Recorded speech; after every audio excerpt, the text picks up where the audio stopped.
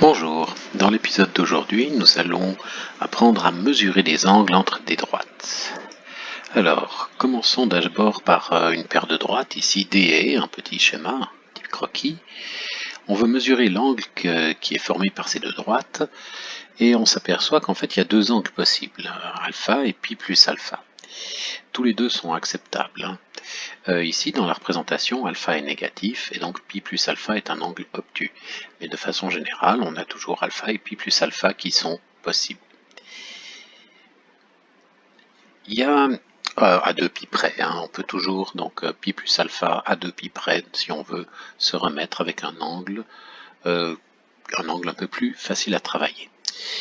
Donc, selon les cas, on préférera plutôt calculer l'angle aigu que forme de droite ou l'angle qui est à droite, si on veut, du dessin. On verra ça dans un instant. Il faut bien noter qu'il y a une différence entre alpha et moins alpha. En effet, on va tenir compte ici de l'orientation des droites. Nos deux droites ont certainement un point d'intersection, sans ça on ne parlerait pas de l'angle qu'elles forment, elles seraient parallèles. Donc à partir du point d'intersection, on part de la droite D et on va sur la droite E. Donc de la première vers la deuxième. Et dans ce sens-là, là on voit que l'orientation est négative. Donc c'est ça qu'on et même si on va dans l'autre sens, de D à E, ici on s'aperçoit que l'angle est plus grand ici qu'un angle droit, on aura aussi une sorte d'orientation négative. Donc il va falloir faire attention à l'orientation des droites. En même temps, il y a deux angles possibles qui sont acceptables.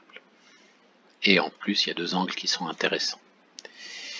Alors pour mesurer l'angle entre les droites, on va se servir des vecteurs directeurs ou des vecteurs normaux. En fait, ce qui se passe, c'est que pour des vecteurs, mesurer l'angle est très facile. Si on prend la convention de toujours prendre les vecteurs normaux qui sont orientés, qui sont perpendiculaires, qui sont les perpendiculaires classiques, produit vectoriel si on veut, des vecteurs directeurs, c'est-à-dire que VD et ND forment un repère positivement orienté, V et NE aussi. Si on est dans ce cas-là, les angles que forment les vecteurs sont toujours les mêmes. C'est le fameux théorème que deux droites qui sont deux paires de droites perpendiculaires entre elles, forment le même angle. Alors il faut faire attention au sens de ces vecteurs parce qu'il y a deux choix possibles. Si on ne prend pas cette convention-là, on ne peut pas toujours la prendre. Il y a deux sens possibles à ces vecteurs. On peut avoir par exemple ici le vecteur n1 qui correspondra à la première droite et n2 peut correspondre à la deuxième droite. Mais on a aussi moins n2 qui correspond à la première droite. Et lui aussi, ça nous donne aussi cette fois des angles alpha et pi plus alpha.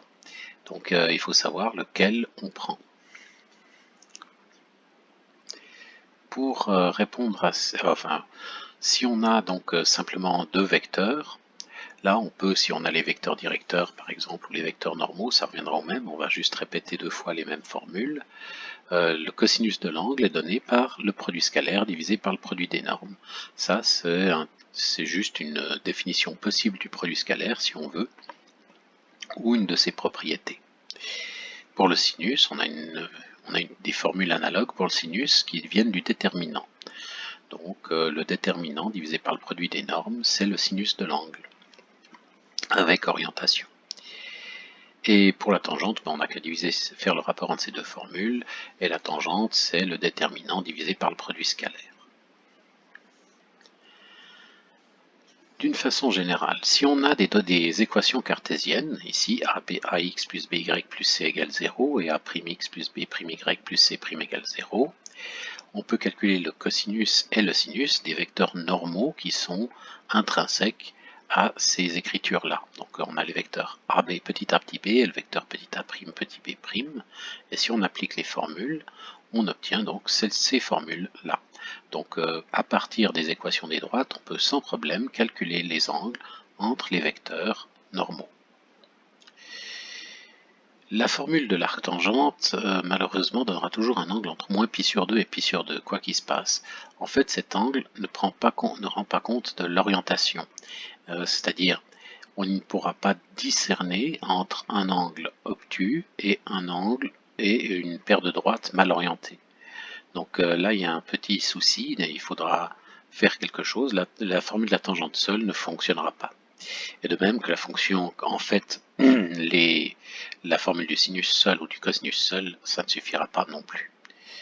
Donc maintenant, ce qu'on va faire, c'est essayer de se fixer un petit peu les idées. On va essayer de toujours déterminer l'angle de droite, c'est-à-dire si je prends le point d'intersection, une verticale autour du point d'intersection, on voit 4 demi-droites ici, et 2 de ces 4 demi-droites exactement forment un angle qui est à droite de la verticale. Donc ici, ce serait l'angle en rose. Donc on va essayer toujours de déterminer cet angle-là plutôt que celui-ci. Pour avoir ça, ce qu'on peut faire, c'est essayer de toujours prendre des vecteurs directeurs dont la première composante est positive, c'est-à-dire qu'ils vont dans la direction des réels positifs, dans cette direction-là. Ça revient au même que de choisir des vecteurs normaux dont la deuxième composante est positive, donc qui vont toujours vers le haut. Donc pour les vecteurs directeurs, on les choisira toujours allant vers la droite, et pour les vecteurs normaux, toujours allant vers le haut. Pour ça, on peut regarder justement la deuxième composante des vecteurs normaux, et puis si elle est négative, on n'a qu'à changer le signe du vecteur et elle deviendra positive.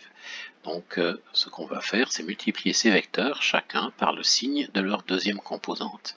Et à ce moment-là, on aura toujours des vecteurs normaux qui iront vers le haut. Pour de droite quelconque, alors l'angle de droite est donné, alors c'est les mêmes formules que tout à l'heure, mais cette fois-ci on a multiplié par le signe de B et le signe de B', ce qui est le signe de B fois B' en fait, ça revient au même. Donc on fait ça la même chose pour le sinus, et on obtient ici cosinus de alpha et sinus de alpha, où alpha est spécifiquement l'angle à droite de la verticale. Donc ici on aura toujours la bonne réponse avec la bonne orientation, toujours l'angle de droite. La tangente, elle, malheureusement, est toujours insensible à ça, elle donnera toujours la tangente de l'angle de droite, c'est pas un problème, mais le signe va disparaître, donc elle ne sera pas capable de distinguer entre ces deux configurations, vers le haut ou vers le bas.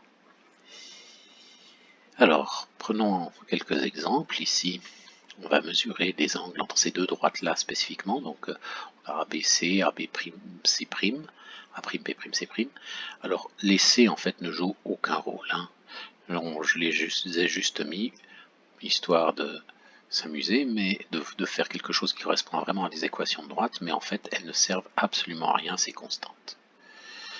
Elle ne change pas l'angle, puisqu'on change juste le parallélisme, l'angle va rester le même. Par contre, A et B vont changer les angles. Même que A' et B'. Voilà. Alors, calculons nos angles. Alors déjà, regardons ce qui se passe pour la tangente. Pour la tangente, elle nous répond ici, dans cet exemple-là, moins 56,31 degrés. Visiblement, ce n'est pas le bon angle. L'angle auquel on s'attend ici, qui est à droite, est visiblement un angle positif et obtus. Donc en fait, c'est pi plus ça. C'est 180 degrés plus ça, puisqu'on est en degrés. Donc elle ne fait pas la différence entre angle aigu, angle obtus et l'orientation. Elle n'est pas capable de dire tout. Il va falloir se pencher sur les autres rapports trigonométriques. Alors le sinus nous dit, si on applique les formules, le sinus nous donne un angle de 56,31 degrés et l'arc cosinus nous donne un angle de 123,69 degrés. Vous pouvez vérifier ici, les calculs, ça donnera ça. Donc pour le sinus, pour que le sinus soit le bon, il y en a deux possibilités, soit alpha c'est 56,31 ou 123,69. Et pour que le cosinus soit le bon, c'est 123,69 ou moins 123,69. Le sinus est sensible à l'orientation, mais pas à la différence entre les angles aigus et obtus, et le cosinus est insensible à l'orientation, mais il fait la différence entre angle aigu et obtus. Finalement, les seuls angles possibles pour les deux, c'est 123,69. Alors on aurait pu ne pas tout faire ce calcul, il suffisait, on n'a pas besoin de calculer par exemple l'arc cosinus, il suffit de considérer le signe de l'arc cosinus pour faire le choix entre angle aigu et angle obtus, donc entre 56,31 et 123,69 que nous donne le sinus. Donc il suffit de regarder le signe de ça, et parce que ici, les racines carrées sont donne des nombres positifs, donc ça n'entre pas en compte. Si le signe nous intéresse, on n'a pas besoin de ça. Donc il suffit d'avoir le signe du numérateur et on peut choisir entre angle aigu et angle obtus. Un signe positif veut dire angle aigu, un signe négatif veut dire angle obtus. Alors, on peut changer un petit peu les valeurs, hein, juste pour rire. Regardons, voilà, avec bet b qui vaut 2. Peut-être mettons une mauvaise orientation aux droites. Voilà, ici les droites D et E sont mal orientées. Il s'agit de ce petit angle ici. Pardon, elles sont bien orientées ici. Un D est bien en dessous de E. Pas de problème, donc c'est ce petit angle là. Alors le dessin fait ce qu'il peut, hein, mais en fait c'est ce petit angle là qui nous intéresse et la réponse c'est bien 23,2 degrés, pas de problème. Alors prenons maintenant un cas où on est mal orienté, voici un cas. Voilà, voici un cas mal orienté, hein, et au-dessous de D, ici du côté droite, donc l'angle doit être, d'après la réponse, moins 5,1 degrés, c'est juste, ça correspond au bon angle. Ici, on est de nouveau bien orienté, hein, on est de nouveau bien orienté, et l'angle est obtus, et ça fait 151,36. Voilà, changeons un petit peu encore. Voilà. Ici toujours bien orienté, un petit angle. Prenons quelque chose comme ça. Ici c'est mal orienté. Donc on va de D vers E. Ça devrait être moins un petit angle aigu. Et c'est le cas, moins un petit angle aigu ici. Et là ça devrait être moins un petit angle obtus. On va essayer. Moins un petit angle obtus. Moins un angle obtus. On est mal orienté et l'angle est obtus. Et là, il nous répond 253,39 degrés, ce qui correspond effectivement à moins un angle obtus. Hein. Si on fait le calcul, c'est un angle qui est entre moins 108, entre 180 degrés et 270 degrés. D'accord? Donc c'est bien un angle obtus négativement orienté. Passons maintenant à la suite. Ça, c'était bien donc pour des droites dont on connaît les équations cartésiennes. On peut faire un tout petit peu mieux lorsqu'on a les pentes des droites. Lorsqu'on a les pentes qui sont données, déjà il n'y a pas de droite verticale, donc tout va bien. Les pentes nous permettent de donner deux vecteurs directeurs qui sont automatiquement des vecteurs qui vont dans la direction droite, qui vont à droite. Leur première composante étant 1, elle est positive. Donc pour les formules, puisqu'on a des vecteurs directeurs, si on obtient immédiatement le cosinus, le sinus et la tangente avec ces formes-là. Hein. Ces formes-là, ici simplement on reconnaît un produit scalaire, là un déterminant, et ici un rapport entre déterminant et produit scalaire. Donc pour deux droites dont on donne les pentes, ici D et E, voici les calculs que ça nous donne. Donc l'arc cosinus nous donnerait 33,69 degrés, mais il est aussi possible d'avoir moins 33,69. L'arc sinus dit 33,69 ou 146,31, et l'arc tangente dit 33,69 ou 213,69. Voilà, et finalement, ces trois rapports doivent être d'accord entre eux, ils doivent donner le même angle, donc c'est ici 33,69. Mais en fait, donc, il nous suffirait d'un rapport qui donne un angle, et ensuite pour choisir entre les deux possibilités, du signe de l'autre rapport, du signe du sinus par exemple. Mais en fait, pour le signe du sinus, il suffit de regarder si ME moins MD est positif, c'est-à-dire si la pente ME est plus grande que MD. Si c'est le cas, si ME est plus pentu que MD, l'angle est positivement orienté. Donc on n'a même pas besoin de faire tous ces rapports, hein, il suffit de regarder, de comparer les pentes entre elles. Voilà, puis on va mettre quelques valeurs, ça fonctionne. Une autre, voilà. Changeons un petit peu pour rendre les choses mal orientées. Et voilà. Encore un peu, voilà. Voilà, je vous laisse revoir les calculs, histoire de se familiariser avec ces objets-là. Bien, nous avons maintenant déterminé les angles entre deux droites, l'angle formé par deux droites, l'angle d'une croix si on veut. Prochaine fois, nous allons parler des bissectrices et puis plus tard des triangles. À tout bientôt. Bonne journée.